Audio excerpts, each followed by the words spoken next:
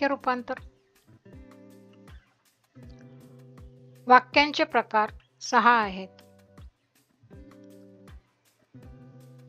विधानार्थी वाक्य, प्रश्नार्थी वाक्य, उद्गारार्थी वाक्य, होकारार्थी वाक्य, नकारार्थी वाक्य आणि आज्ञार्थी वाक्य.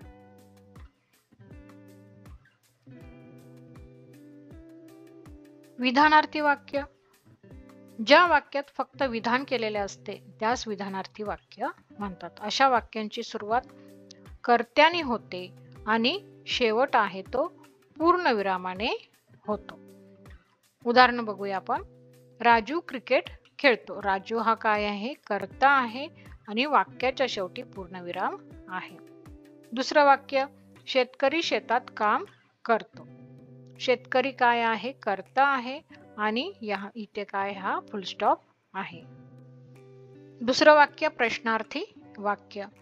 ज्या वाक्यात प्रश्न विचारलेला असतो त्यास प्रश्नार्थी वाक्य म्हणतात. अशा वाक्यांच्या शेवटी प्रश्नचिन्ह असते. उदाहरण. 1. परीक्षा केव्हा सुरू होते? इथे बघितलं तर इथे प्रश्नचिन्ह आहे ते दिलेले आहे आणि हा प्रश्नार्थी हे वाक्य आहे. दुसरं. आजचा वार कोणता? इथे प्रश्नचिन्ह आहे आणि हा प्रश्न आहे. उद्गारार्थी वाक्य. ज्या वाक्यात भावनेचा उद्गार काढलेला असतो अशा वाक्याला उद्गारार्थी वाक्य म्हणतात. अशा वाक्याच्या शेवटी उद्गारवाचक चिन्ह असते. उदाहरण. अबब, केवढी उंच इमारत ही. याच्यामध्ये या प्रकारे उद्गारवाचक चिन्ह आहे, उद्गारवाचक चिन्ह आहे. दुसरं उदाहरण. बापरे, केवढा मोठा साप हा. इथे उद्गारवाचक हे चिन्ह आहे आणि हे दोन्ही जी उदाहरणं आहेत, वाक्य आहेत ती उद्गारवाचक आहेत. होकारार्थी वाक्य. ज्या वाक्यातून होकार दर्शविला जातो त्यास होकारार्थी वाक्य म्हणतात. उदाहरणार्थ.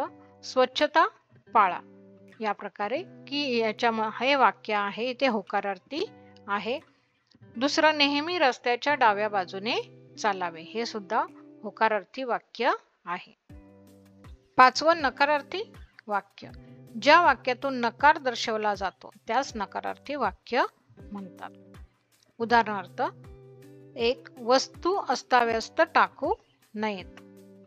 नयेत हा शब्द आहे त्याच्यामुळे हे वाक्य जे आहे ते नकारार्थी वाक्य आहे. दुसरं. खोटे बोलू नये. नये या शब्दामुळे हे वाक्य नकारार्थी वाक्य आहे. नकारार्थी वाक्यामध्ये नाही, नको या प्रकारे नकारदर्शक शब्दांचा वापर केला जातो. 6वं. आज्ञार्थी वाक्य. ज्या वाक्यातून आज्ञा दर्शवलेली असते त्यास आज्ञार्थी वाक्य असे म्हणतात. उदाहरण. 1. विद्यार्थ्यांनो अभ्यास करा. 2. आयुष वेळेवर शाळेत जा. या दोन्ही वाक्यामध्ये आज्ञा दिलेली आहे. आज्ञार्थी वाक्य या प्रकारची असतात.